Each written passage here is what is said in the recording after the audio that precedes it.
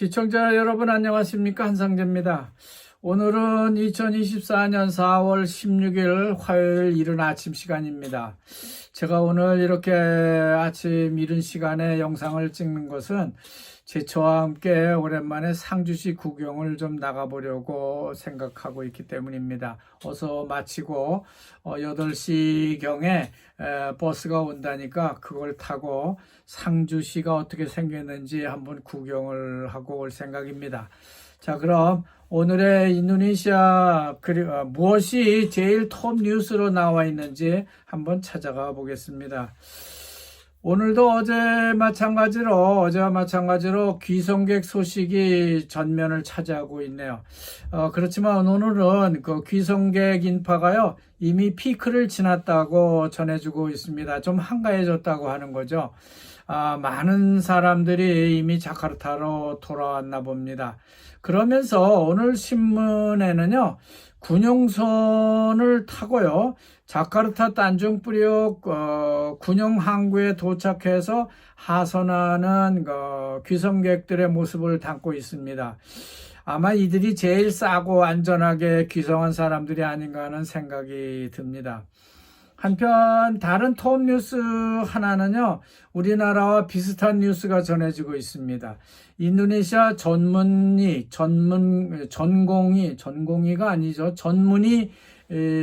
교육의 문제점을 보도하고 있는 겁니다.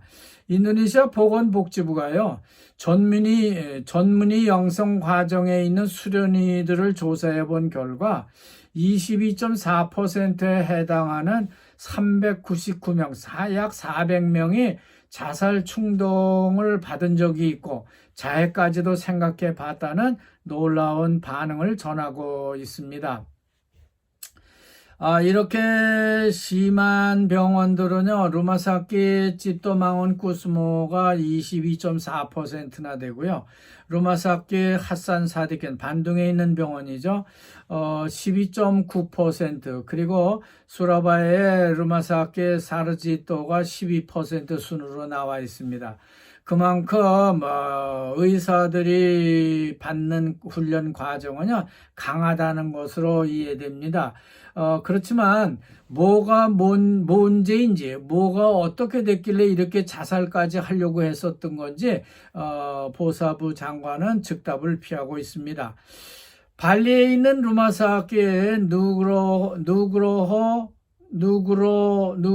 발리 병원하고 루마사키 와히딘 사르디또 후소도 마카사르 병원도 각각 10.5%, 8.8%의 학생들이 자살 충동을 느꼈다라고 반응을 보인 것으로 보아서 전반적으로 인도네시아의 전문의 교육 과정이 그리 쉽게 이루어지는 것은 아니다. 강한 훈련을 받고 있구나 하는 그런 인상을 받게 됩니다. 우리나라도 지금 동일한 문제로 갈등을 빚고 있습니다만 전문의 양성 과정을 보면은요, 교수와 학생들이 순전히 도제로 가르치고 있습니다. 그러니까 완전한 훈련을 시켜야 되기 때문에 그런 것 같은데, 이렇게 되다 보니까 교수와 학생 간에 상당한 문제가 발생하고 있다고 보는 것이죠. 우리나라는 아마 막 욕도 하고 막 때리기도 하고 그런다 그래요. 제가 듣기로는. 그러니까 가르치는 교수에 따라서 얻어맞으면서도 명의가 되느냐 안 되느냐 하는 그런 것인데요. 인도네시아도 가르치는 의사와 받는 의사 간의 갈등은 상당히 심각한가 봅니다. 그렇지만 뭐가 문제인지는 노골적으로 다음에 아마 드러내 보일 것으로 생각이 듭니다. 그리고 일면 하단부에 보니까요, 서부 자바 종골의 한 풍습을 전해주고 있습니다. 땅바닥을 이렇게 굴처럼 파놓고요, 거기다 이렇게 두더지처럼 굴을 길게 한 2, 3m 파놓고는 그 속에다 카바이트를 넣고 포를 쏴대는 겁니다. 강 쪽으로. 그러니까 약 30여 개의 그 간이 대포를 만들어 놓고는 포사격 대회를 하고 있다는 사진이 전해지고 있습니다. 아주 위험하기도 하지만은 재미는 있을 것 같습니다. 순다 사람들의 전통놀이라고 전해지고 있어요. 우리나라도 옛날에 못 살 때는요, 뭐 자치기를 한다든지 비석놀이를 한다, 이렇게 우리도 위험한 놀이들을 많이 했죠. 그렇지만 경제가 좋아지면서 잘 살게 되면서부터 이런 전통놀이, 좀 위험한 전통놀이는 자연적으로 없어졌다는 생각이 들어요. 하여튼 못 살던 시절의 위험한 놀이는요, 오래가는 것은 아니고 그래서 잠깐 전통이었다가 없어지는 놀이라고 생각이 듭니다. 또 일면 좌측에 보면요, 경제 분석 코너가 있는데요. 오늘은 반둥에 있는 파라하양한 카톨릭 대학의 경영대학 교수인 시위라는 교수의 기고문이 실려 있습니다. 내용을 보니까요, 농촌의 논을 더 많이 만들어주고 또 쌀을 많이 생산하라고 하면 뭐하냐, 쌀값이 뛰면은 농촌 사람들에게 좋아지는 거는 뭐냐 하는 그런 글이 실리고 있는 겁니다. 쌀값이 뛰면은요, 도시의 노동자들도 생계비 때문에 울상이 됩니다. 그렇다고 농민이 좋으냐? 그것도 아니라는 거예요. 그렇다고 농민들이 그 이익을 다 차지하느냐 하는 것도 아니기 때문에 이게 참 문제다 하는 거죠. 결국 인도네시아 농촌은 가난을 계속 이어받을 수밖에 없다 하는 결론을 내리고 있어요. 인도네시아가 이렇게 쌀 부족이 계속되게 되면은요, 인플레이션을 겪게 될 텐데요. 그것이 곧 다가올 것으로 내다보고도 있습니다. 자, 오랜만에 정치권 뉴스 하나를 살펴보겠습니다. 오늘은요, 부정선거 재판을 헌법재판소에 요구한 기호 1번 그 아니스 무하이민 후보하고 기호 3번 간자르 마푸드 후보에게 헌법재판소가 마지막으로 증거, 그러니까 보완 증거를 제출할 기회를 주겠다 하는 그런 날입니다. 그래서 제목을 헌법재판소에 그 판사들에게 확신을 줄 수 있는 마지막 마지막 기회를 이들에게 부여했다고 하는 것이죠. 그러면은 남은 건 이제 8명의 판사들이 어떻게 판결할 거냐는 몫으로 남게 됩니다. 이런 문제들은 판사들도 고민이 될 텐데, 어쨌든 우리는 오는 22일 이 판사들의 판결이 어떻게 날지 기다릴 수밖에 없게 되겠습니다. 이어서 브라보와 기브란 차기 정부의 내각 구성을 놓고요, 각 당들이 서로 이견을 보이고 있다는 기사가 전해지고 있습니다. 당연한 거죠. 얼마나 내가 노력했는데 내 장관 자리 요거밖에 안 주냐, 또 그리고 그게 뭐가 중요하냐 이렇게 주장하는 사람들의 의견이 엇갈린다고 하는 거죠. 당연히 더 많은 장관 자리를 가져가야겠다고 주장하는 골가르당은 우리가 이 브라보 기브란 당선을 위해서 얼마나 많은 노력을 했는데 이렇게 홀대하면 안 되지. 그러니까 적어도 5자리는 내놔야 될 거 아닙니까? 라고 말한 적이 있죠. 이런 거에 대해서 판당, 그러니까 수권당도요, 그게 무슨 말이냐. 향후 이 브라보 정부가 어떻게 잘 할 수 있을까 하는 것을 생각해서 장관 자리를 줘야지. 아니, 선거 잘했다 그래가지고 더 많이 달라 그러면 어떻게 하느냐 하는 그런 주장을 펴고 있는 겁니다. 이런 생각을 하는 당은 민주당도 마찬가지입니다. 문제는 논공행상 과정에서 이들이 너무나 노골적으로 장관 자리를 탐하고 있다는 것, 이거 참 창피한 일이 아닐까 생각되는데요. 그렇다고 해서 이 사람들이 이런 문제를 자기들끼리만 논하고 뒤편에서 논하는 게 아니라 아주 노골적으로 한다는데 문제가 있는 것 같고요. 또 아무래도 이 갈등은 점점 더 커지지 않을까 하는 생각이 듭니다.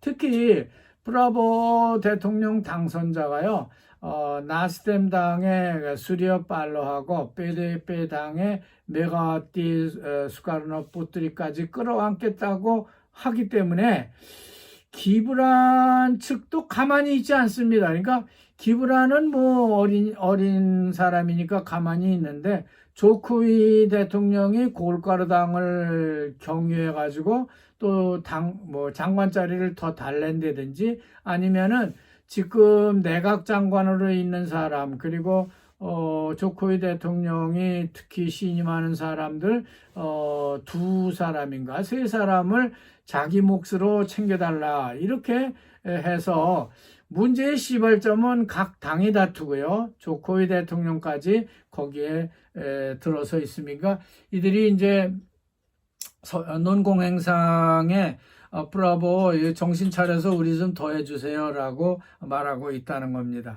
자, 이렇게 전하다 보니까 시간이 많이 갔습니다. 그럼 외신 둘만 더 보고 넘어가죠. 먼저 이란과 이스라엘을 공격하는 문제를 두고요. 유엔이 나서고 있습니다. 유엔 총회에서 이런 문제를 다루고 있는데 이란이 이번에는 완벽하게 잘못했습니다. 왜냐하면 이란이 먼저 공격을 감행했기 때문이죠. 국제적으로 공격을 먼저 감행한 나라는요, 가만두지 않습니다.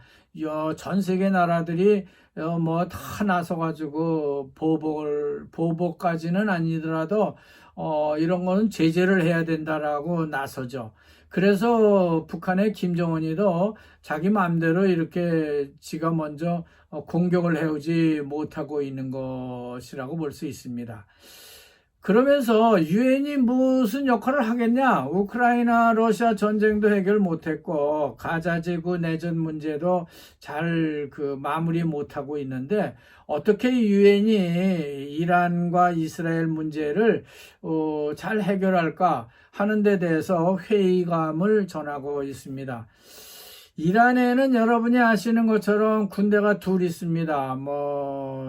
하나는 정규군이고요. 또 하나는 그러니까 이슬람 정권을 호위하는 그런 호위군인이라고 할 수 있는데 이 군인들이요, 이번에 이스라엘을 공격할 때는 두 군대가 힘을 합해서 공격을 했던 모양입니다. 이들은 가자지구, 그러니까 가자지구에서 하마스 무장 군인들이 쏜 미사일에 감동을 먹은 모양이에요. 그래서 그 당시에 이스라엘이 많은 사람이 죽었고 또 잡혀가기도 하고 포로로 이런 것을 보고 자기들도 100여 개의 드론을 막 그냥 동시에 공격을 하고 미사일로 동시에 쏴대니면 이스라엘이 항복하거나 아주 큰 타격을 받을 게 아니냐 하고 공격을 했던 것 같습니다. 그렇지만 이스라엘의 아이언돔 미사일 방어 체제는 너무나 완벽하게 이것을 막아냈다고 하는 것이죠. 너무나 이 아이언돔의 실력을 이번에 충실하게 증명을 했다고 볼 수 있습니다. 아마 우리나라도 이런 거 좀 하나 더 갖춰 놨으면은 서울 방어라든지 그 원자력 발전소가 있는 데라든지 미군이 있는 그런 곳의 방어는 쉽지 않을까, 완벽하지 않을까 하는 생각이 듭니다.